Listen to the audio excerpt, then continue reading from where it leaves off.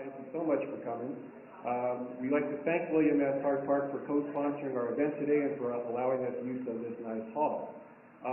First, most important announcement, bathrooms are over there if you need them. Before we get started, I'd like to let you know about some of the upcoming events that we have here at the Historical Society. Coming up in March 15th, is our annual St. Francis Dam Tour with the local expert Frank Rock, who is the world's leading expert on the St. Francis Dam. He will be giving a lecture at the Saugus train station next door to us here, and then taking people out to the site of the St. Francis Dam disaster in San Francisco Canyon. If you're interested in signing up for that program, you contact our executive director, Pat Salafor, who should be here later today. Very special show we have coming up that will also be in this hall on April 5th. If you drove down Interstate 5 today or sometime in the recent past, you'll notice a sign on the freeway that is a memorial sign that's named part of the freeway for 4 CHP officers: Roger Gore, James Pence, Walter Frago, and George Alene. They were involved in an incident on April 5th, 1970, where they responded to a call about 2 suspects that had pulled a gun on a couple on the freeway out in Newhall. And the result of the incident, they were all rather brutally gunned down by the 2 suspects.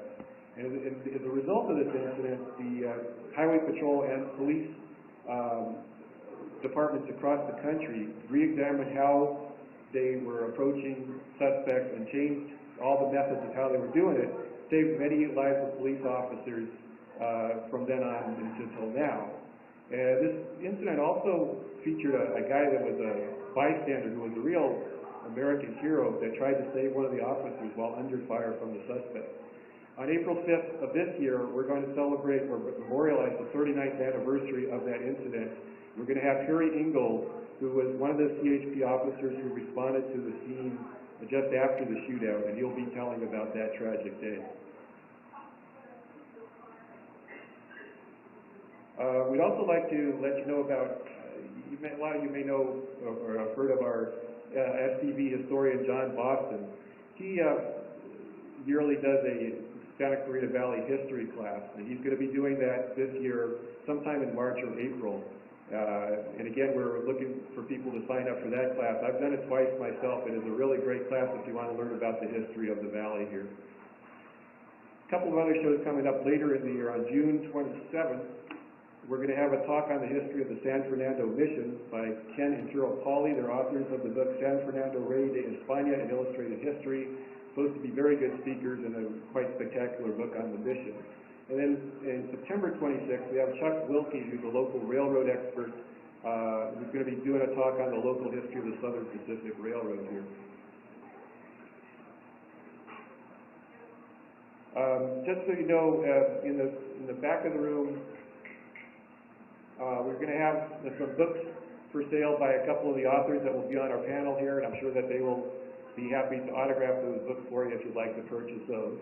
We also have the video that you're going to be seeing after we introduce our moderator for today. We have some videos that are for sale at the table once you see this.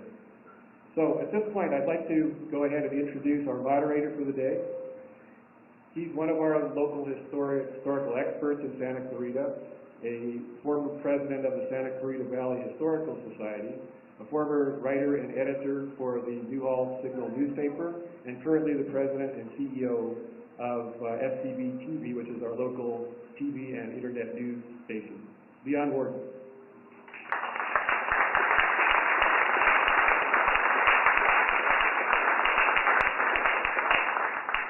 Thank you, Alan. This is an important day in the history of Santa Clarita, not just because all you fine folks and so many James Dean impersonators have packed here into the whole hall. We should really thank County Los Angeles Department of Parks and Recreation for allowing use of this place and going in with the Historical Society on this. But the fact that we're here is really testament to, well, a lot of people, but 3 people in particular that I want to single out.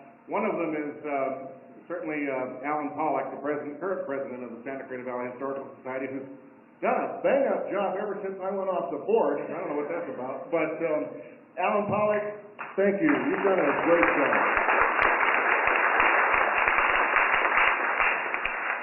Two other men I want to single out among many who've had a role in this are E.J. Stevens, who really has been kind of the driving force behind this particular program, and he's also breathed new life into the Friday night flickers to the point where they're not even on Fridays anymore, so now they're just flickers. E.J.? Good.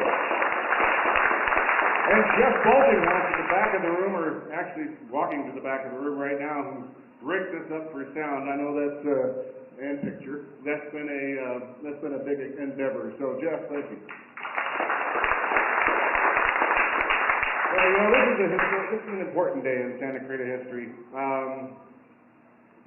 And I look at it like this. You know, there are many facets of our history that are well documented and proven. I mean, you know, we can prove that we had the first discovery of gold in the first documented discovery of gold in California. And we can prove that because Francisco Lopez filed some paperwork with Governor Juan B. Alvarado in 1842.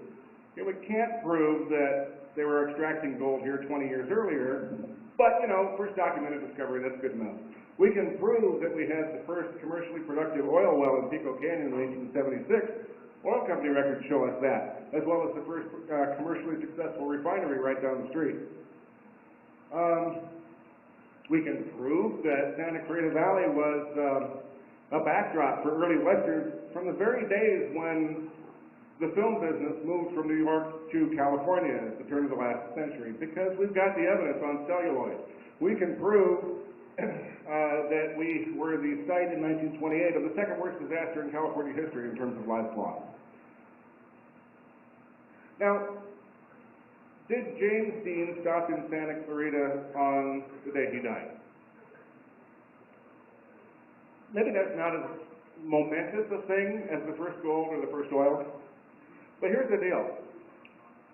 We present that as fact. We present that as fact in books, we present that as fact on television, we present that on fact on the internet. You know, among the many things that happened in Santa Clarita, James Dean stopped at a Tips restaurant in Castaic Junction and ate his last meal. But what if he didn't? You know, it's kind of funny to think that in 1955, an event that happened much more recently than all those other things which we can prove, we have not yet proved that James Dean stopped in Santa Clarita on the day he died. We haven't seen any, you know, dated photograph from September 30, 1955, showing James Dean sitting at the counter at Tips restaurant. We've got stories, and the problem there is that when we present it as fact, and it's at the same level as first gold or first oil, that kind of thing, you know, we need to put an asterisk there until we prove it. Because if you are presenting things as fact, and then they turn out not to be true, that casts a shadow on all these important things that are proven fact. You know, if somebody comes along one day and proves that James Dean did not stop in Santa Clarita on that day, it opens up the door to people saying, well, hey, you know, maybe they're lying about the first gold, maybe they're lying about the first oil. You know, even now, I try to tell anybody in Northern California that gold was discovered here 6 years before Sutter's Mill, and they think you're crazy, even when we've got the documented facts. So hopefully, at the end of today, we will be able to erase that little asterisk in the, on this historic footnote and say that either James Dean did stop here, he didn't, or he might have. This is an important day because I don't think we're going to get any closer. We never have gotten closer, and I don't think we ever will get closer than we are right now today in knowing what happened on September 30, 1955, because of this wonderful panel that E.J. and Alan and everybody have put together. So with that, E.J. and Alan and Susan Shapiro and I trekked up, you know, the road that James Dean took on that day, and met with the officers, all of the officers who were involved that day. We met with Odie Hunter, who you're going to see in this half-hour show that we put together, who gave James Dean a ticket on that day. And we met with two gentlemen who were kind enough to join us today, and you'll be hearing from them directly and meeting them on our panel discussion.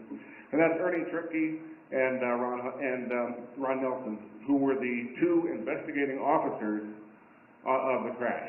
And you'll see them in here too. So with that, DJ, roll tape.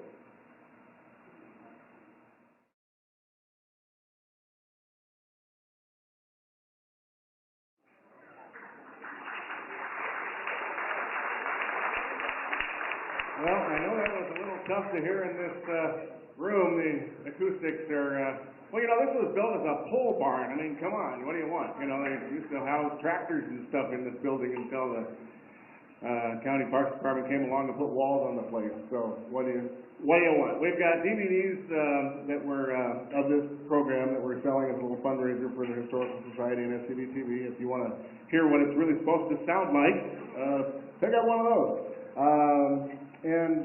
Alan, are you ready for us to call up the panelists? Let's do it. Okay, let's do it. I guess, why don't we start on the far end, and I'll call you guys up one at a time. Starting with Jack Tucker, who, come on up, Jack, and try and find your way to the seat on the far side. Jack is a film editor.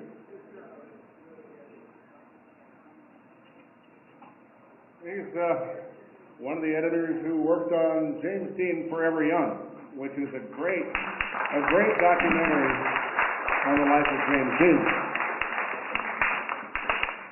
And the life, but not the death. You know, this is the death. This is about the life. And you know, Jack Tucker is the Emmy-nominated editor. Yes. Whose credits range all the way from, I was looking on IMDb, you know, all the way from Shogun on the one end to Nightmare on Elm Street 4. It was a fun movie. There you go. And the producer of James Dean Forever Young is also with us, and that's Michael J. Sheridan. So, Michael, come on up and let me...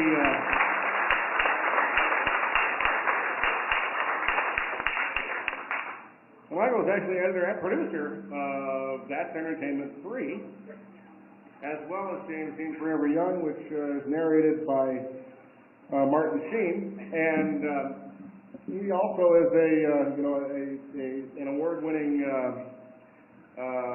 film editor, producer, director, all those things. Who was gracious enough to give us permission. I know it was hard to hear, but you could see the old color video from the 50s in the piece that we just showed. We owe those to Michael J. Sheridan for giving us permission to use those, and everybody else who was involved in James Dean Forever Young.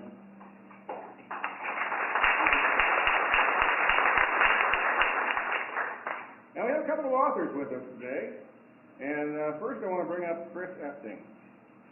And I'm looking for my cheat sheet here. I guess the book's a little backwards here when I'm not looking at something.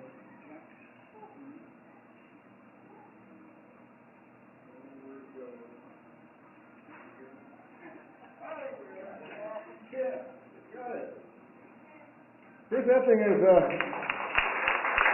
writer and photographer who's put out 16 books, and his titles include James Dean Died Here, appropriately enough, but also things like Led Zeppelin Crashed Here, and Elvis Presley Passed Here, and he's going to tell us about what exactly did happen here.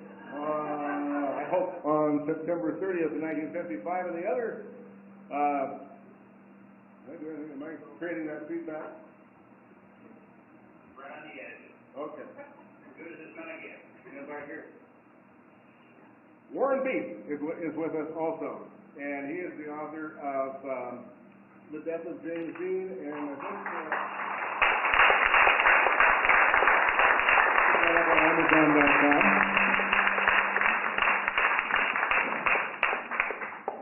Another great chronicle of this event, which is really, I mean, you know, the fact that you're all here 50-some-odd years later really is a testament to, you know, this kind of the lingering, I don't know, the way this thing has lingered on and has become a whole, not just the life, but particularly the death of James Dean has been something that's the subject of numerous books and obviously still has the interest of some folks now.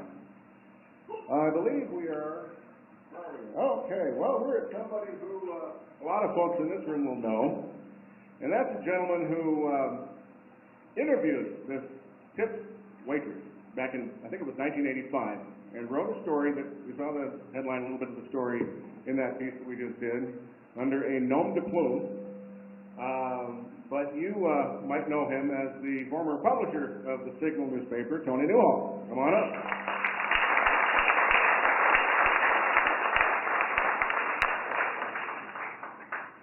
Now then, two gentlemen who were featured prominently in this piece, who are sitting here at the front of the room, and I'm going to let them come up here at their own pace. So why don't you guys come on up, and that's Ernie Tripke and Ron Nelson, who were the two CHP officers on scene, as you saw, who investigated the crash. And so we are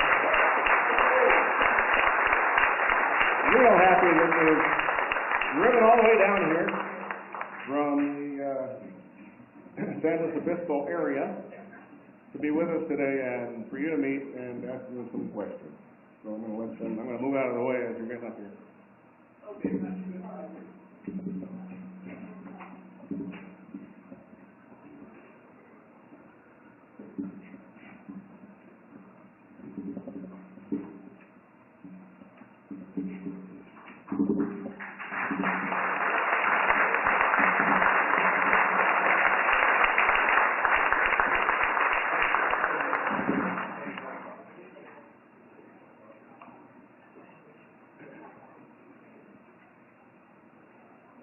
Now that is a historic panel.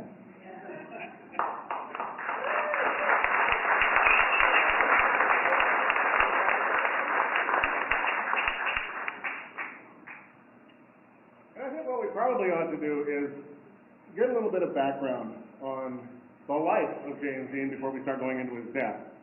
And perhaps that is something for our authors and filmmakers to get into, because especially with our filmmakers down at the end, you really, have nailed the life of James Dean. So why don't we go ahead and start out and tell us a little bit about, you can decide who wants to go first, but tell us, where he was born, how he ended up in the movie business. Could you repeat that again? I'm sorry. Where did James Dean come from? Where was he born, and how did he end up in the movie business? He was born in, basically Marion, Indiana, and raised by, he came to Los Angeles with his father when, I forget how old he was, but his father was transferred to the the Sawtell Dental Hospital out in Westwood, and they lived in Santa Monica for up until the time he was 9 years old, and his mother got ill and eventually died of cancer, and his father felt that he couldn't raise him by himself, so he made arrangements with his sister, who was Marcus Winslow's wife, in Fairmont, to raise him, and would come back and see him and what have you. And while living in Fairmont, he developed this interest in acting and became, involved in high school.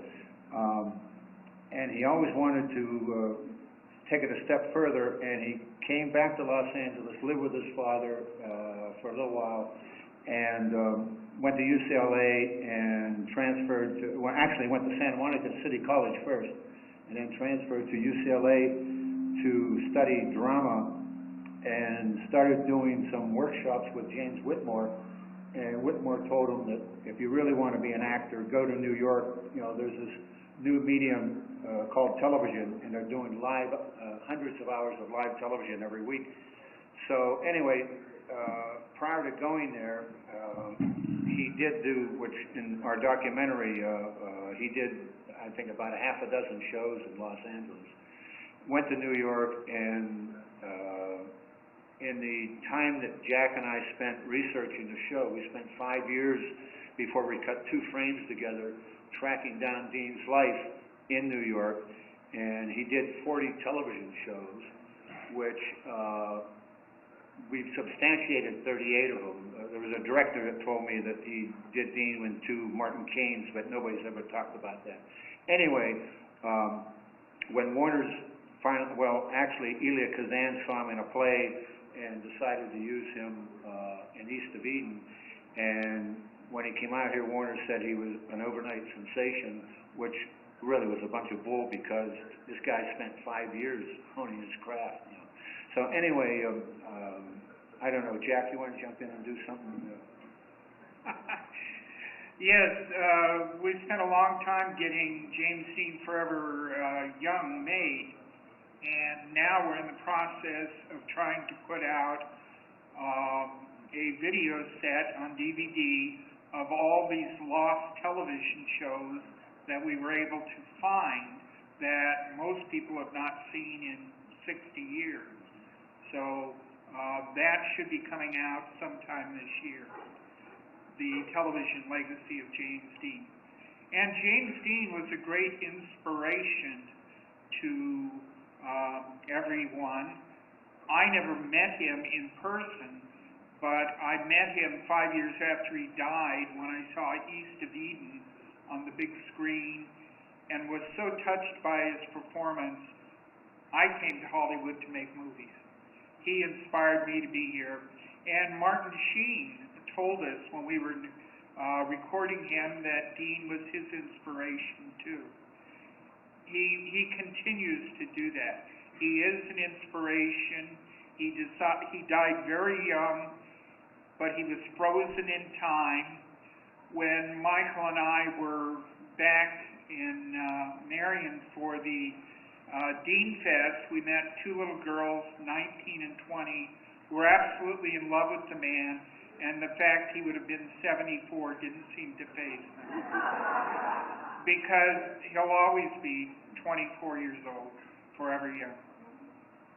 Now, only one of his pictures had been released while he was still alive, right? East of Eden. And then I think Rebel was released, what, the day after? Well, it was released October 10th, in a limited amount, and then a month later they went national with it.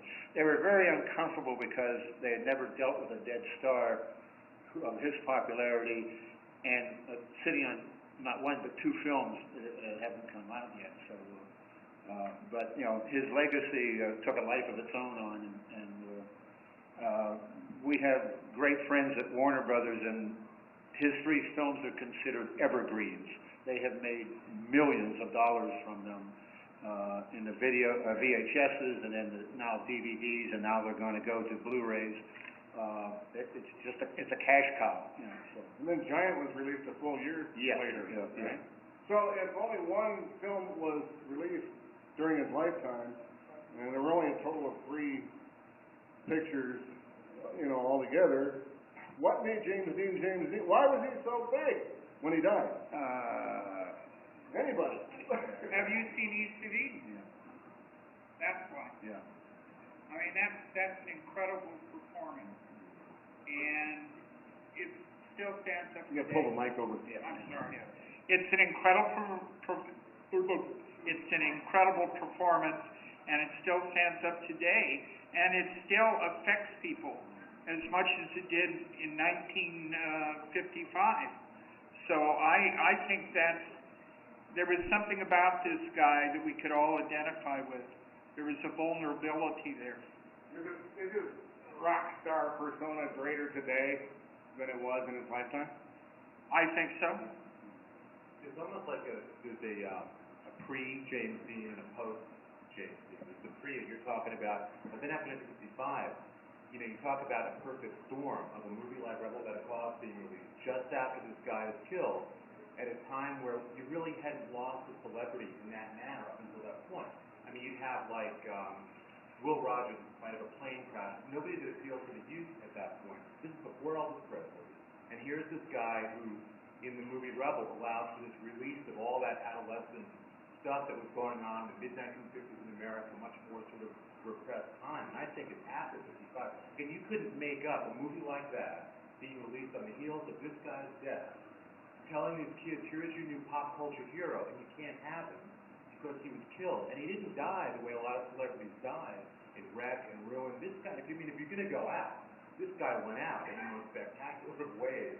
Young and handsome, speeding, and sports car, wearing the jacket that he wore in the movie that was going to come out. I mean, you really couldn't have scripted this anymore to create a guy who today, and it's to the point of how big he is today. I brought a quick souvenir.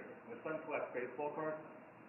Recently, he got, they also these days put in other kinds of cards, non-baseball related. Last year, Don Rush, the company, inserted pieces of history into these cards. And one of the big cards last year, he opened the pack of baseball cards. Here's a piece, an actual piece of James Dean's bathrobe in this embedded. And it was one of the biggest cards last year among kids because James Dean there's still this cachet. If anyone wants to see it afterwards, it's an interesting little piece. But it was, to me, such a testament of what this guy means today and this brand, because it really did become the James Dean brand afterwards, because he's so beautifully preserved. And everything, he never had a chance to falter. He never made any bombs. I mean, really, even if he did this good, but then with so much great television, Playhouse 90 and, wonderful television shows back then, he never, his body of work is so pristine, and that's what I think makes him special. He's almost, I think if you said religious figure, I remember when I started researching this, and you might go to a library, and you'd look for a Look magazine or a Life magazine, and when you got the James Dean article, it was torn out. It was gone. These sorts of things were considered relics, and so he's gone into folklore. But his life conforms to the hero pattern. He had an early show of talent. He was brilliant. He had his time of trial in New York, and then then he was glorified, and he died a sort of sacrificial death, as evidenced by the people that sort of followed him and imitated him and picked up his beacon in the continuing interest. And John Lennon said, said we're more popular than Jesus or whatnot, but but Dean was certainly some sort of savior figure, I think, for this century. And it said he invented the teenager. Before him, you were Brandon DeWilde, Alan Ladd. There wasn't that middle ground, and he staked that out, defined it, and made it his own. And that's real or perceived, was there a dark side to James Dean? I mean, did mothers tell their daughters not to go to those movies? He, did some things that might be considered unhealthy. He was photographed with a noose around his neck, and he eventually died of a broken neck. He was photographed in coffins. He rode around in hearses, but I don't know if that's a dark side or that stagecraft, because that certainly set him aside from Tab Hunter posing with mallards and pipes and things like that. He wasn't Robert Wagner. He was edgier, and he went for something different that made him unique, and I think that's part of his brilliance. Ernie and Ron, you didn't know who James Dean was when you arrived at the scene of the crash. I had no idea who he was. Eventually, many people were coming by and stopping and saying, "My Dean," and I was thinking, "Jimmy Dean." That was it looked like Jimmy Dean.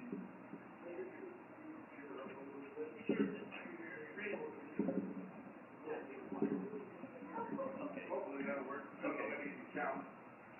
At any rate, I was on the patrol for nearly 30 years, and no accident has so much notoriety, background checks, and afterward checks for 25, 50 years. 50 years actually is when it started slowing down.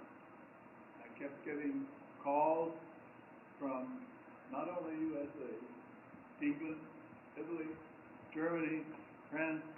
They all want to come over and shoot pictures on James Dean, yet he was deceased. But it got to be almost a pain in the neck whenever these people would show up. And some of them, were they were really demanding too what they wanted. But this continued, as I say, for 50 years. And somewhere along the line, someone says, "Wait till 50 years is over, and you're not going to get many calls." So then, what was it, EJ calls you up and says, hey, are you that Ernie Tripke? He was the first one after 50 years, because it stopped just like you turn off the light switch. Mm-hmm. So, That was only 3.5 years ago, so. pardon? That was only 3.5 years ago, 50 years. Yeah. So. At any rate, it stuck with me all the way. I've never forgotten it. Tony, I'm not gonna ask how old you were when James Dean died, partly because I already know, but what did you have a sense of James Dean at the time? Totally. I was 14 when he died, as a matter of fact. And I remember I heard a lot about him because of East of Eden and just a general talk among teenagers in the early 50s. And I remember when he died, I was in a drugstore back in Massachusetts, 3,000 miles away, and I remember the high school seniors of a nearby high school saying, my gosh, you see the paper that actor James Dean died. They knew who he was. I knew who he was. And only one movie had been out. It had been out about 4 or 5 months at that time. And of course, I started hearing more and more about him as Rebel and Giant were released. Who wants to tell us about his interest in auto racing? Okay. Can I derail your presentation? I just was thinking here how amazing these gentlemen are, and I wanted to thank them personally because I've been interested in this in 40 years, and they've been unfailingly polite and helpful. I've never heard of any discourtesy or rebuff or rejection, and I can say for a fact they're tolerant, 17-year-old boys and middle-aged men, and I'm 57 today, but it was about 40 years ago I wrote Mr. Tripke, and he sent me a letter back and a diagram, and by God, I was off and running. I was an investigator. Can I add to that? I was going to say, too, it's surreal having those guys here. As someone who's, I've been to the site a bunch of times, and Warren's book was always kind of my Bible. I mean, I did a book called James Dean Died Here. It's only one of about 600 sites, but it occupied the title of the book because of how monumental it was. And again, Warren's book for me was always a definitive book. You wanted to go to the scene and relive it, feel it, kind of breathe that air. But to have these gentlemen here today, I've never met them. And to think that they were part of that moment, that snapshot that many years ago, is really, thanks for coming. It's really, Well, we're darn privileged that they would come down all this way from where you live. Yeah.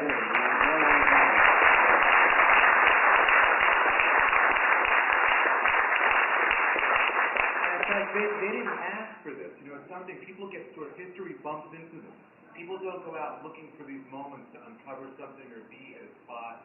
The guys who were on site with John Lennon, they didn't know who they were going to see, and I think it's amazing, and I'm always fascinated by people who, you wake up one day and you don't know that later on in that day, your life is going to do this 180, and you're going to become part of something that, whether you like it or not, you're part of forever. And I think it's just always interesting why people get picked out for that. And the thing they were involved with really is monumental. I mean, to have this crowd today, it's really, I have to tell you, for the organizers, this is spectacular to have this kind of, community in a historic event like this. It's really something. A beautiful Saturday afternoon. You have a full house here. I think it's very cool. So thank you guys all for coming. I'm going to come back to this racing, but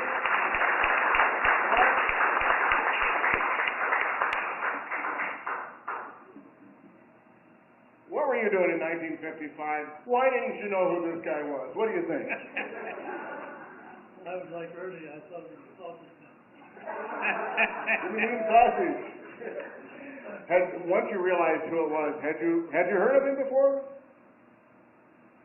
Well, yes, I have heard of both Jimmy Dean, the sausage man, and also James Dean, but I didn't really know much about him.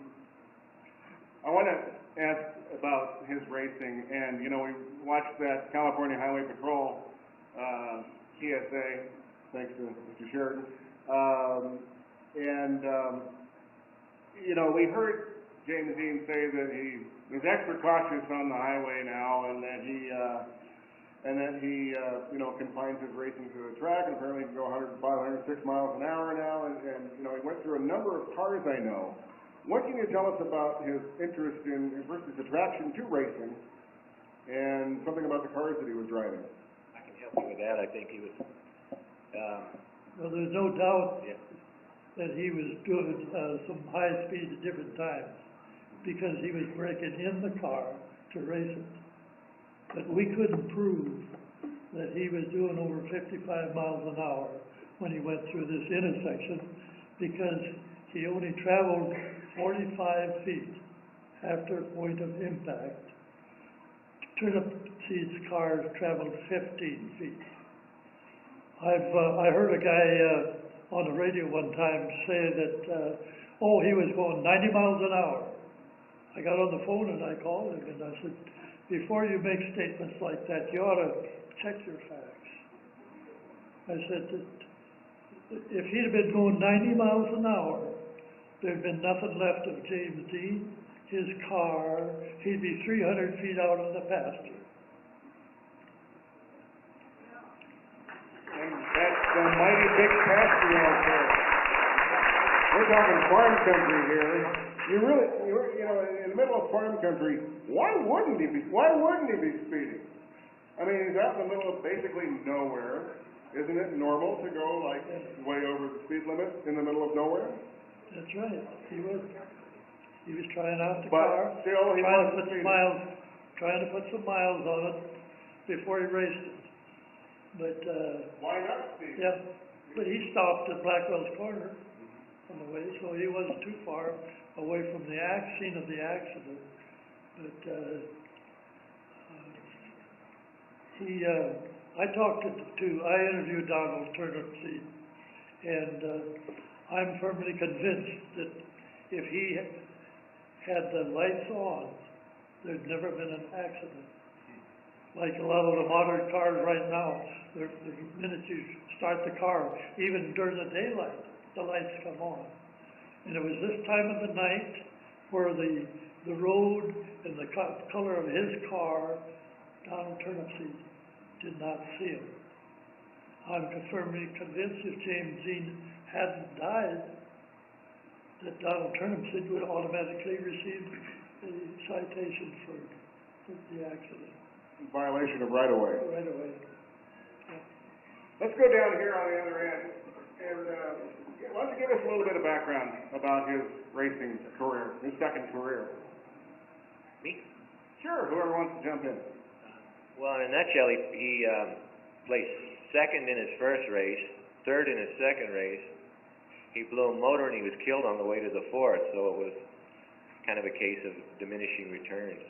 But he exhibited a lot of talent. In the first race, he placed first in the novice class and third overall. And it was said that he had real good hands and reflexes, and that the seasoned racers were surprised at how adept he was in the track with no more experience than Where all did he race? I mean, in those clips that we show, I believe they were from Santa Barbara. Bakersfield was it? Palm Springs? Do you know if he ever raced out here at the Saugus track, Saugus Speedway? I asked somebody, and they told me it was like a dirt track, and he never did, or midget racing also, and they didn't do that type of race. So we don't know. His airport races were the only ones, to my knowledge, that he participated in. So that was sort of a vogue at the time. The sports cars were expensive toys of doctors, no offense, Alan, and that sort of thing. And and they would set out these courses with bales of hay on airport runways. Well, we had a couple of airstrips out here at that time, didn't we, Connie? And is there any reason to believe that he ever came out here and used one of them? Never heard about it if he ever did. Before we get onto the racing, and just another question. I mean, folks here are used to seeing the Santa Clarita Valley in film. Was any part of any one of his 3 films shot in the Santa Clarita Valley at all? I don't believe so. No. Okay. That was a good. Okay, No, we got one. no, but there are landmarks. If you're in Los Angeles, obviously up at the planetarium there, Yeah. Griffith Park, there's a nice marker where they shot some of Rebel, and down in Texas, I think on the ranch where some Giant was done is open now. So there's, not a lot, obviously not a lot of locations where he shot, but there are some out there. So what attracted Dean to racing? Dean was attracted to many different things. He was also taking ballet lessons. So, I don't know. I think he liked going fast. Jane Withers told me that he really liked to travel fast. I think he tried many different things and was interested in many different things. Tell us about the Porsche Spider and how it came to be, how James Dean came to be behind the wheel. Well, he bought one. No, his agent, not his agent, his insurance guy, Lou Brecker, saw the Porsche Spider in the window of competition. Dean had already bought the Speedster and had it for, he bought it when he came back from New York. New York had the world premiere of East of Eden. He passed on being there, but the day after he got back, he bought himself the Speedster, sort of a present to himself. And he had gone to Palm Springs. He raced the Speedster, not the Spider. And he had seen at Minter Field in Bakersfield the Spider, and Brecker saw one in the window of Competition Motors in Hollywood and told him about it, and he went down and he literally bought it, turned in the Speedster and bought the Spider. On that Friday, they were going to go out to a race in Salinas. Who was the they? I mean, we know that this Ralph Mederick was he from the Porsche factory? Yeah, he worked for Competition Motors. Dean had tried to get a half a dozen different people to go with him, and Bill Hickman, who was a stuntman, actor friend of his. If you ever saw Bullet, he's the guy that drives the car that goes into the gas station. You know, he's one of the hoods. He was a good friend of Dean's, and he agreed to go. Sanford Roth, who is one of the world's famous photographers, went with Dean. It's an interesting story how they met. Sanford worked for Warner Brothers, and one day they asked Sanford, they wanted him to either color Jack Lemmon or James Dean, and he said, well, who's this Dean kid? And they told him, so he was literally walking out on the lot, and Dean came around the corner of a building and saw Sanford with all these cameras hanging on his neck. Dean was a nut for photography. And he said, they introduced each other, and Roth told him, he said, well, I just, made a deal to cover you for the next, half a dozen months or whatever. And they became very close friends. He used to hang out at Sanford's house and what have you in West Hollywood. Anyway, Sanford went, Bill Hickman went, and Dean and Roth. Those are the four people. Yeah. And the two of them were in. We've heard it referred to alternately as a truck or a station wagon. Yeah, well, it was Dean's station wagon and the trailer that they were dragging along. They were trailing. They were towing. Pulling the race car originally. He didn't drive it out of Competition Motors that morning. That happened later, right?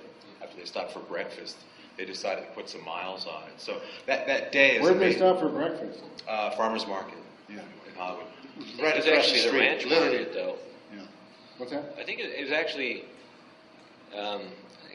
there was a ranch market. It was like a donut place or something about a block away from Competition Motors, and that's where they walked to. But Farmers Market is another example of something that's perpetuated. I think they even have a James Dean pinata. What are those breads called? James Dean pinata. Yeah, what are those things? Oh, that's even I think Dupar's, the market at Farmers Market, for a while claimed they were the place. There's lots of different sort of claimings that day. But the spot where there was a color photo in the video of him putting gas into it, that spot, that gas station, is a florist shop today, but the island, they left the housing of the gas station. It's in Sherman Oaks. Yeah, it's still there. And that's kind of interesting because, again, you can What stand at intersection is spot. that on? Pardon? What's the intersection? Ventura Boulevard and where Beverly Glen comes down. Yeah. But structurally, it's the same as it was. It's just no longer a gas station. But that's sort of one of those spots where it's hard physical evidence of that last day, of which there is so little. The original Blackwell's corner is changed and revamped and shifted over, but the gas station is totally intact as a florist. So that's kind of neat. So after stopping for breakfast, then they go over to Competition and they leave, and it's Dean and Buderick in the Spider, and then the other two guys who are driving The Ford station wagon. station wagon, and it's pulling a trailer. Yeah. And the idea was that they were going to trailer the sports car. Initially, yeah. But they don't, and so they leave in this little two-car convoy. Two-car caravan, yeah. And that's about noon. Yeah. And then what happens? Then, Warren, where do they decide to take the car down and drive it up? Do you know exactly at what point that? Well, my understanding is they drove it from Competition Motors, and, Well, yeah, I thought it was on, they were going to tow it originally, but at some point they said, no, let's take it down. there's and two put some things. miles. Some people say Dean wanted to get more time behind the wheel, and that's probably true. I think the car I've read between 800 and 1,500 miles on it, but also driving it might not have been the best idea because it would have taken the edge off the motor, but he had the mechanic with him that could work on the car and tune it up, and I think that was one of the conditions of purchase was that Rolf accompany him. So he was in the car all the time, but I think after the ticketing he was in the lead all the time, but they traded back and forth for, some period before that. And then So it was he drove it from Competitions, and there's pictures of him in the car at the curb ready to take off. And then they stop then they get something to eat, and then they stop for gas, and they head out on Sepulveda probably toward, 5 wasn't there, I guess, so 99. 99, yeah, the grapevine. Okay, so we're on the 99. Now what? This is kind of the important part to us here, Well, like you were describing earlier, he may have stopped right nearby here. I always read that. Warren, you seem to think that's true as well, right? I think today he did stop at Tips. I think I read it in something that you wrote that he stopped at Tips. I put it in my book, but I'm glad I don't have to change It the has book. to be I think true. as a result of this, and it was actually, do you want me to explain it or? Sure, please. You did that translation. The story, which was almost too cute to be true, was that there was this stop, a roadside diner, and this sort of bizarre homoerotic episode where, can I say that here? Where Dean gives Rolf a ring. And there's this exchange, and that's repeated again and again.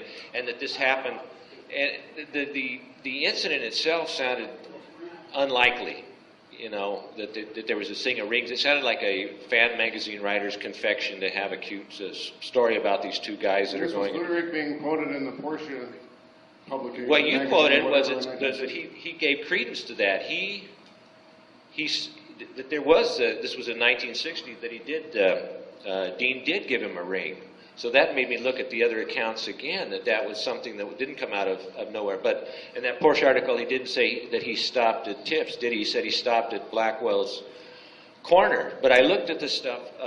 Again, if the ring story was true, it made sense to me. He could have stopped somewhere else, and he'd had substance abuse problems, tried to kill his wife, different things had happened, and he might have ellipsed the two circumstances and assigned the exchange of the ring to Blackwell's corner. But the story was in a couple of fan magazines that were attributed to Rolf's involvement in the 50s.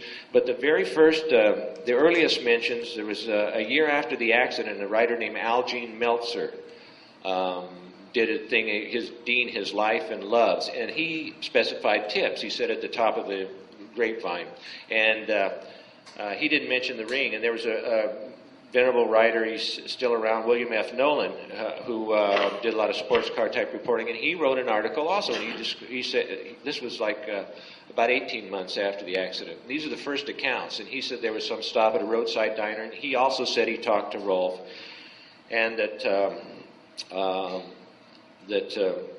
Rolf said he gave a warning to Dean, that it's a big jump from the Speedster to the Spider, and be careful. And essentially, that article that you translated, and I trust that one because it was a sports car article, it wasn't a fan magazine, he said the same thing. So the same comment is back in the very, very earliest articles. And the writer Algene Meltzer, he said he talked to Rolf, and I believe he did. Unlike a lot of other writers, he did get the inquest.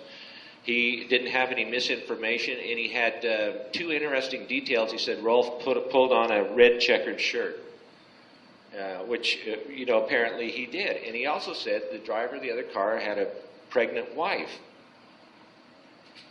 which I learned years and years, decades later, well, that was actually the truth. So I think he did some homework, and he did talk to Rolf, and that this incident of stopping at Tips did not come out of nowhere. He had no reason to throw that in, and there's you know, a certain consistency, and it was there from the beginning. Maybe, you know, memories have faded a little bit about it, but I do trust that. So I'm sorry. That The first mention of Tips was when? What year? I got the evidence. Got the proof right here. He'll do this under oath now, so that forever it'll be. Yeah. Okay. Well, the writer William Bast reported Tips in 1956 in his biography of James Dean, but he also got everything else about the accident wrong, I think, and had it happening in San Bernardino. But it was in Motion Picture Magazine in September 1956 that Al Jean Meltzer mentioned Tips. Modern Screen, 6 months later, an article by William F. Nolan, which was a race car-oriented article, His Love Destroyed Him. And he claimed also to talk with Rolf, and he also mentioned the roadside stop and some of the conversation. Then the two discrediting articles were in Modern Screen in 1957 and the fall of 1958, Death Drive and My Last Drive with James Dean, that purported to be ghostwritten. They were ghostwritten accounts from Rolf Wooderick, and in the German article it kind of discredited it. They said my ex-wife did that, but who hasn't said things about their ex-wife? But anyway, and the exact wording from those original articles was literally plagiarized, you know, and so that was the original, that was the source, and I can't think of any reason that he would have thrown that meaningless detail in there than Rolf actually told him.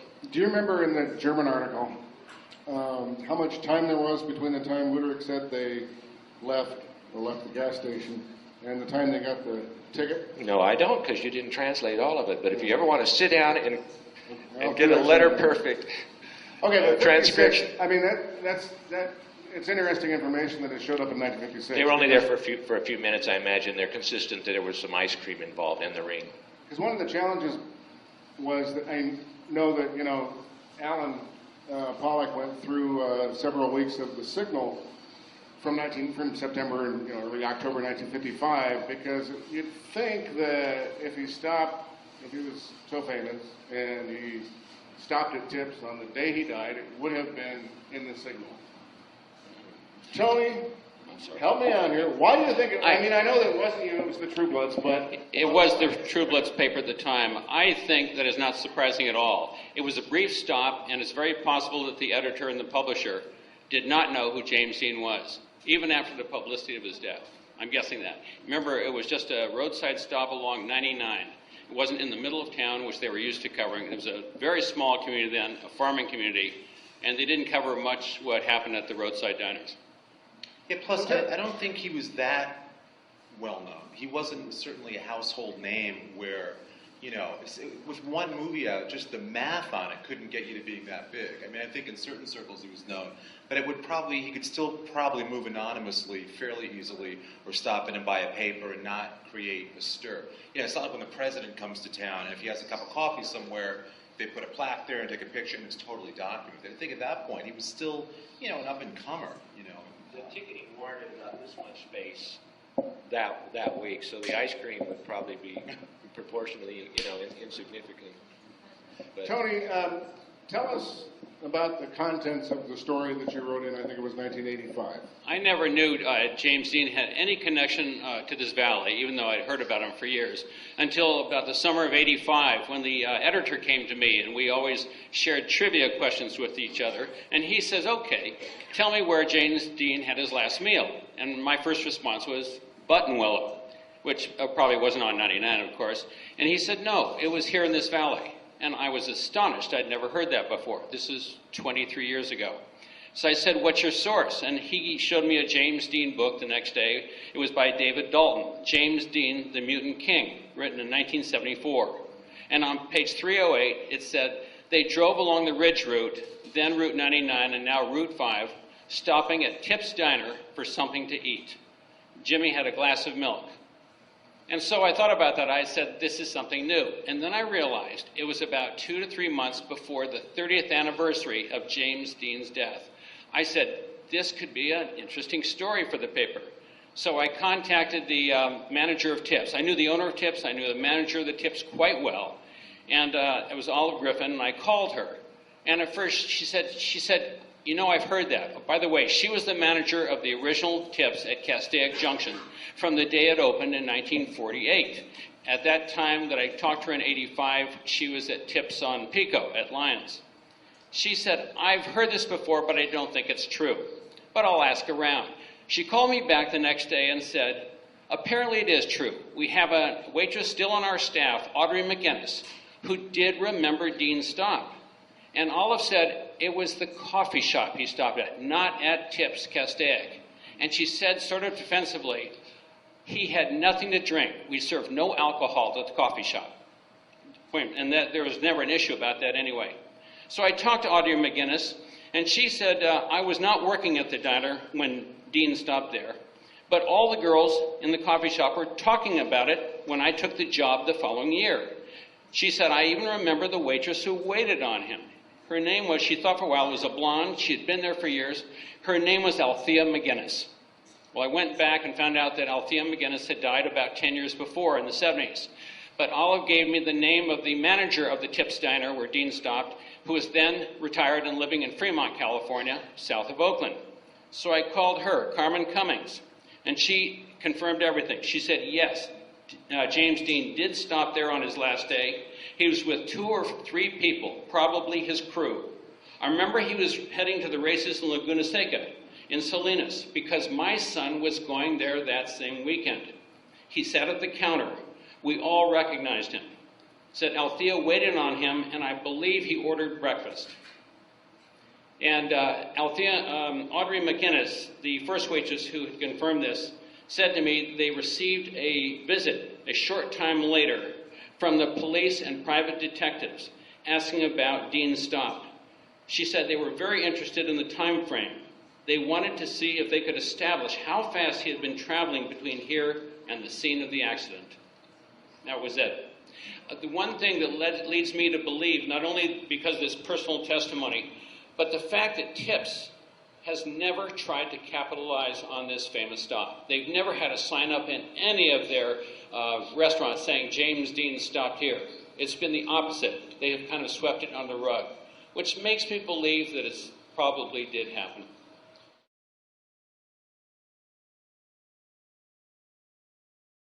Well, the distance that we're interested in particularly is the distance between takeoff from Hollywood and the time he got the... What time did he get the ticket from have nothing on that.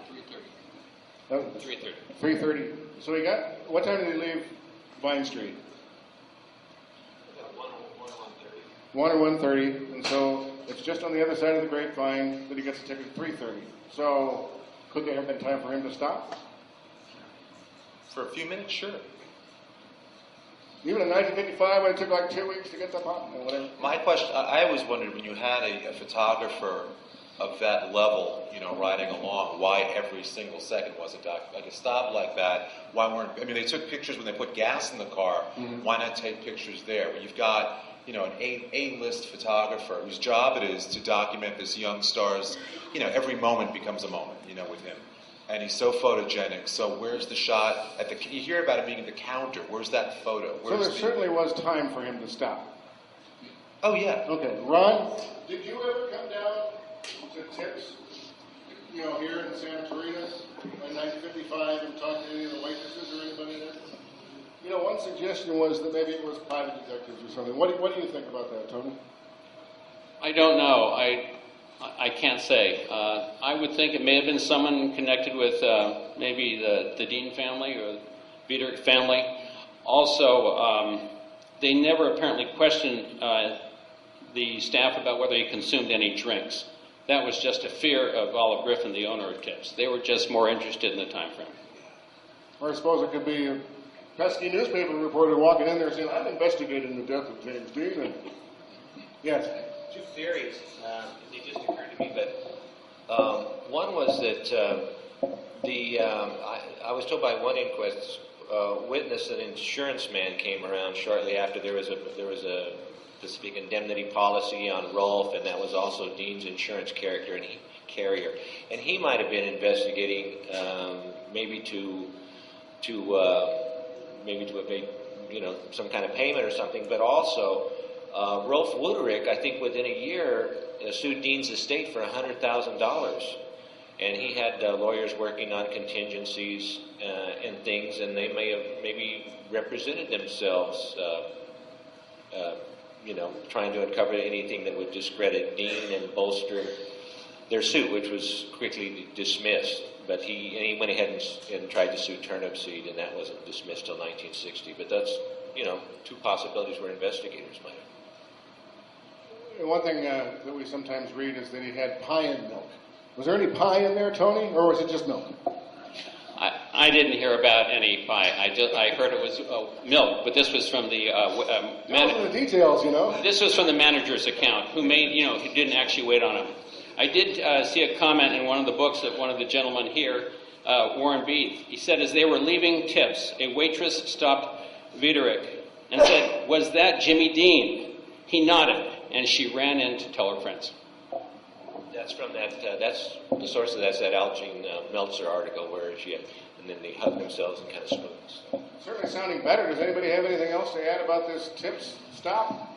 Like I said, I always took it to be true, but my one question is why there's not at least one photo, because a stop like that would have provided a great photo op of. There's not one at Blackwell's. Oh, that's true too. There's not one at Blackwell's, but that was my only question about it. Okay, well, let's move on. I know the time is getting late, but let's move on, and let's move up the highway a little bit, and maybe move along from Castaic Junction, unless anybody else can think of anything to add to that. He gets the ticket from Odie Hunter, and when we talked to Odie Hunter, you know, he mentioned that, I know there was, in Wuderich's German account, there was some inconsistency about the speed at which the ticket was issued. But in talking to Officer Hunter, you know, he mentioned that Dean was ticketed for doing 65 and a 55, but for the vehicle that was pulling a trailer, the speed limit was 45. So he was ticketed for doing whatever in a 45. So that would explain the discrepancy in the Wuderich account about the speed of the ticket. So he gets the ticket and he goes up, keeps going up 99, out 46, and then he makes this stop at Blackwell's. Take it from there. Anybody? Yeah, I'd like to add one thing. There was question as to whose fault it was, whether it was Dean or Turnipseed.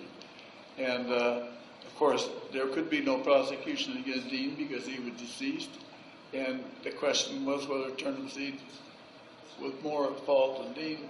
So the district attorney called the coroner's inquest, which was customary in questionable fatalities. And the coroner's jury, which convened in Jasper Oval, normally if they had a coroner's inquest, they held it in the council chambers, and there's maybe room for a dozen or 24 people as witnesses. Not witnesses, but just onlooker spectators. But they had such outpouring of people interested that they held it at the council chambers, which had hundreds of seats. Anyhow, the coroner jury came back with an open verdict, which indicated that they felt they were both to blame, and they said there should be no prosecution. And we couldn't argue with it at all, so that's how it concluded. In your studies of this, which have, you know, been extensive, does your information, is it consistent with what we've heard Officer Nelson say about, you know, that James Dean wasn't speeding? Is that consistent with what you know? Yeah, I mean, you probably know more than I, but... You know, last 10 years, there's the computer technology, and they've simulated it, they've run They can create that ride. If no one's seen it, it's amazing, but they put you there at that spot from every angle, and again, they do the math and physics on it, and they've basically determined it. What these guys are saying is straight exactly. It's confirmed the investigation they did with tape measures and, you know, and in 1955. Mm-hmm. And what do you guys, I mean, Donald Turnipseed was a resident of the area where you both live, more or less. What do you know about the rest of Donald Turnipseed's life for the next 40 years? I guess he never talked to anybody, right? Except you're one of the few people he ever talked to. He did not talk to anyone after, I think he had an interview with the local newspaper where he lived in Tulare. But he would not talk to anyone else. And sometime later, after the accident, he was involved in the electrical contracting business. And he had a repair job up in King City, and I was stationed there at the time. I'd been transferred to King City. And I saw that he wasn't going to tell me anything, so I didn't even try to contact him. But he passed away in 1995 of cancer. But everything that I've ever heard, it does not point the finger at him for talking to anybody about the accident. He wanted to leave a sleeping dog alive. Yes. And then I'm going to shut up. But there was a letter that was sold at auction that he had written, and it was authentic because it was accompanied by 3 photos he had apparently taken in the garage the following days to a friend of his, where he talks about the accident.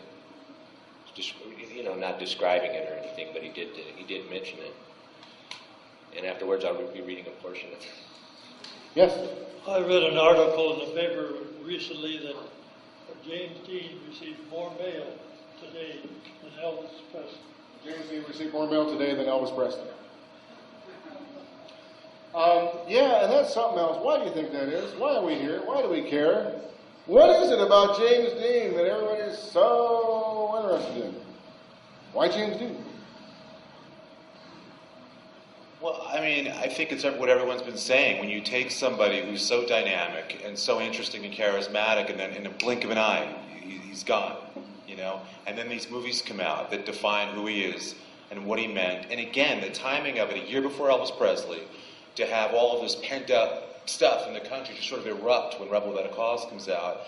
You can't make that stuff up. And I forget things like that PSA that he did. Again, you couldn't have scripted this. If you wanted to create a pop culture icon 50 years down the line, this is how you do it, exactly like this. And it's funny, it's not like last year. I remember when Heath Ledger died about a year ago, I was interviewed by somebody and they were making all these James Dean comparisons, and I said, look at how they died. I mean, Heath Ledger OD'd in a bed in a loft in Tribeca. That's not what James Dean did. I mean, again, you don't want to glorify any of this, but I mean, James Dean went out in this spectacular way, very different, not, in a whole different manner that I think is, maybe romantic is the wrong word, but something along those lines. And apparently not his fault. Exactly. And again, it was just, when you hear this day recreated, and you think, God, if he has one more cigarette at Tips or Blackwell's, the whole day is defined by seconds. I've never seen a thing like this that's so precise, where if he breathes differently getting that ticket, if he spends 10 more seconds talking to the cop who writes in the ticket, everything's different, And that road was obviously, they regraded it. It was on 46 and 41. That's an unsafe intersection. Today, it's not that safe. I've almost been killed there. Who doesn't believe in fate? Raise your hand. But it really does. I think fate totally defines what that day was about. Because again, it was a long day. He got up early. There were all these different things that, whether it was getting gas or taking the car on or off. And I just think, again, you couldn't write this any differently to create what he is today. Before we close this out, I really want to give you the opportunity to the audience to ask a couple of questions. And I know you've probably got a lot of them, and I know that we've run on way too long. But yes, George. I've got a couple questions, maybe for the Highway Patrol. I think you're going to have to come up here and shout or something.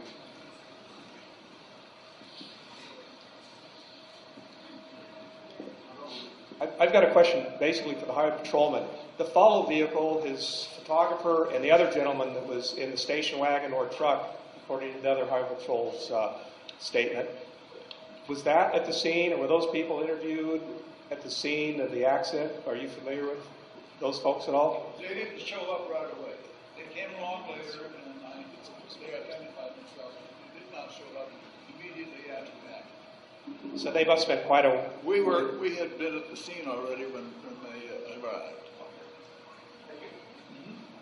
Can I add one thing real quick? If anybody ever goes out to that site, If you make the trip out there to 46 and then head west, when you go through Wasco, which is that first town you hit on 46, is the rose capital of the world. If you ever saw North by Northwest, great Hitchcock film, if you look off to the right in those fields, that's where Cary Grant is chased by the crop duster, which is a great pop culture landmark. And I learned additionally in doing some research at the funeral home in Paso Robles where Dean was taken, a couple blocks away there was a motel. Today it's an apartment complex. A year before Dean was killed, that was where Marilyn Monroe and Joe DiMaggio spent their first night as husband and wife. They were driving to the desert from San Francisco. They got tired and just spent a night there. And actually, the woman who stayed... They stopped at Tips, right? Pardon? They stopped at Tips, They were at right? Tips the day before. Had a milkshake and sliced strawberry pie. She did anyway. Which stomach contents revealed later, but it's a different book. But you know, the point is, you never know, you know, these little brushes with history, you know. So Joe DiMaggio gets tired and stops. That motel room is forever marked as where they spent their first night. You know what I mean? It's something really interesting about men and women who find their spot and get brushed up against history. And these places, too, whether it's Tips or that intersection now called, euphemistically, the James Dean Memorial Junction. Not the crash site, the Memorial Junction, which I think is... I said they kind of softened the blow there as they unveiled the 50th anniversary. But it really is, you got to keep your eyes open, and these spots are all around us. They're here, they're in Shalom, they're in Paso Robles. But again, Dean's to me is the ground zero sort of pop culture moment where celebrity changed, and movie stars changed, and the media changed, and a lot of things happened at that intersection that you can never rewrite. I mean, it is what it is. Who else has got something? Yes, sir, in the back. Skip, that was you. Come on up.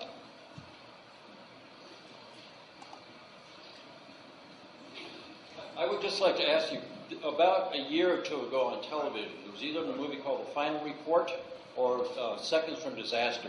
They did a whole hour on the recreation of that accident. Did any of you see that? I saw it, yeah. Do you want to comment on it? Was that good, bad, or indifferent? I really enjoyed it because, again, as I remembered, I think National Geographic did it. Yeah, one of those. And it was, I mean, they use the technology today is crazy. I mean, really, when you call up Google Maps today and look at that site, people don't realize how the road used to curve and where the original road scar is.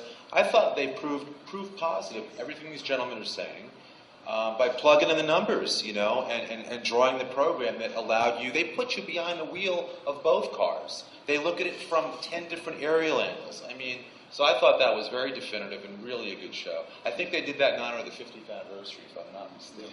But yeah, I thought if it's the one you're talking about. Yeah, a lot of animated recreation. Yeah, I thought it was great. From what you know, was that accurate recreation, spinning of the cars and all that stuff? Yeah, well, I mean, again, they took things like the cops took, the tire marks, the time of day, where the sun was sitting, I mean, all of those things, and plugged it in. And yeah, I think they did a really good job. Okay, fine, thank you. Seconds for She just didn't see the little gray spider in the dusk there. Who else? There was somebody down front here, down towards the front. Yes, sir, you. I would like to know what happened. I mean, the officers kept track of what happened to the car. Was the car kept for investigation? It's one of the for great a questions. amount of time, and what happened to it? Because there's a whole lot of rumors about it. All I know what Chuck Barris says. Well, tell us. This is... No, Chuck Barris, after Dean, Chuck Barris approached Dean's father and purchased a car after the accident. He's the gentleman that his company, he actually did not write The Little Bastard in 130, although he'll tell the world he did. He purchased the car, hammered it out, put it on literally a United States tour to, you know, instill in teenagers, safe driving. And it toured the country, and somewhere on the East Coast, around Florida or Tennessee or something like that, he claims that after this stop, that it was boxed up and put in a crate and put on a railroad car to come back to L.A. That's his story. Other people have claimed that they've seen pieces of it in his backyard where he has sold, a fender here. There's a fender at a museum in Chicago, I believe. It's there now, a piece of the car that exists. Yeah. And people, they sell bits of the paint. I know the silver paint sometimes turned the skin. But was the car kept for and pieces of investigation? bathrobe. Did you keep the car to investigate the car itself? Well, we looked at the car the best we could because the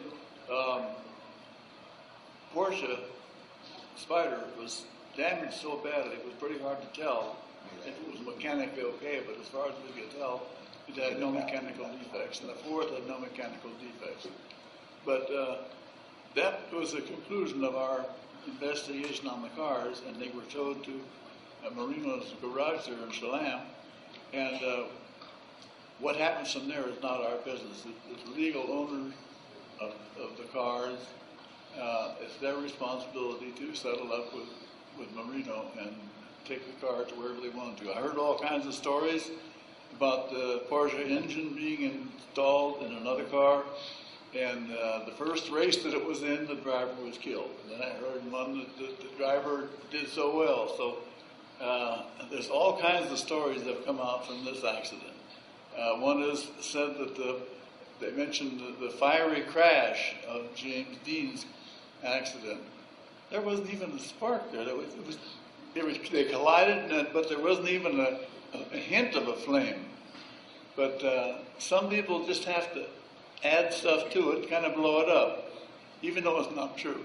But it might be those riddles and mysteries that help sort of keep it alive, too. Once everything becomes finite, you think about John Lennon. I mean, that was something that happened. It's more modern, but, every fact about it, everything is perfectly documented. When you don't know everything, it's good discussion, it's good fodder, and it's a good conversation. Maybe you're right, it's probably better for the legend that we don't ever prove or disprove a few question marks, I think, are good fuel for things. Ma'am, you had something down in front here somewhere.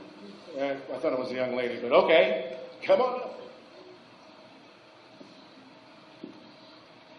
Do you think that, given his adventurous and maybe reckless lifestyle, that had he not died on that particular day, it might have only been a short time later? There's a lot of stars, actors, singers, whose lives have shone very, very brightly, but for a very short time, and then they're snuffed out. We have Gene Vincent, who is buried here in Santa Clarita. That's right. Jimi Hendrix, Janis Joplin, Eddie Cochran. These were lives who shone very brightly, but for a very short time. Do you think maybe it would have only been a short time later, for those of you, let's say, who have researched his life, that maybe it would have just been, inevitable?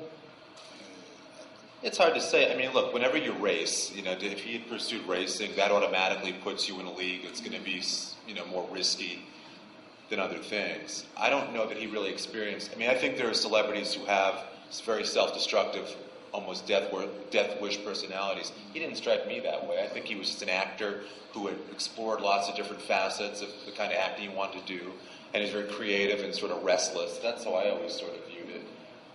But again, the racing to me puts you automatically, that separates you, and it's like, if you're a skydiver, your percentages of perishing at a young age are going to go way up if you're doing something inherently dangerous. Just one more. Let's go over. EJ, come on up. If you want to ask something, come on up. I actually had a question for Ron and Ernie. This was something that, after our interview, I was talking to Kimmy, and something that you had said that I didn't follow up on the time that I thought was very interesting was about the crash not the crash, but after the crash, Dean and Vita are in the ambulance, and then the ambulance has a wreck, right? Yeah. Now, can you tell us a little bit more about that? Well, it was a head-on sideswipe accident, because the ambulance entered to the hospital, another car coming in the opposite direction. Very minor contact, very minor damage. Drivers stopped and exchanged notes. We couldn't leave the scene. In fact, we didn't hear about it until sometime later. And that was the extent of it. There were no injuries, and they did what they were supposed to do, was stop and exchange names and vehicle information and so forth. I guess that's my real question, though. Was that what they were supposed to do? Is an ambulance supposed to stop and exchange information if they have a man who's dying in the back and then another one who's injured? I don't know how the law is written on that, But I think the ambulance driver probably was just going by past experiences, what he had seen and so forth, because he handled a lot of wrecks for us out there at Salam. And that was Paul Marino, right? Yes, it was Paul Marino, the owner of the ambulance and tow service and repair shop. Okay. Thank you. Okay. Thank you. We've been gracious enough to indulge us for all this time. Are there any closing remarks that anybody wants to make? I want to thank the organizers of the, oh, go ahead, I'm sorry. Ron Nelson? Well, I've heard that people that have used parts of James Dean's car have bad luck. They've used parts of his car, had bad luck. I don't know if that's true or not. Does anybody know about that, parts of James Dean's car being used in races where the racer died or whatever, that kind of thing? Well, that actually happened in Pomona in October of 1956. Dr. Eshrich had lent his friend, a surgeon named Troy McHenry, I think it was the pinion swing arms that were in the car, and it went out of control and hit a tree. And he was killed. And that was a piece of James Dean's Apparently, yeah. car? Okay. Again, anybody?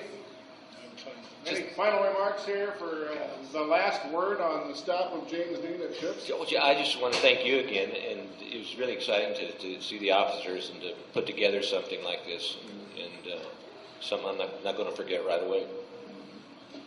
Well, I want to thank all of you and the panelists too, and the professionalism shown in this whole presentation. It was very interesting. I think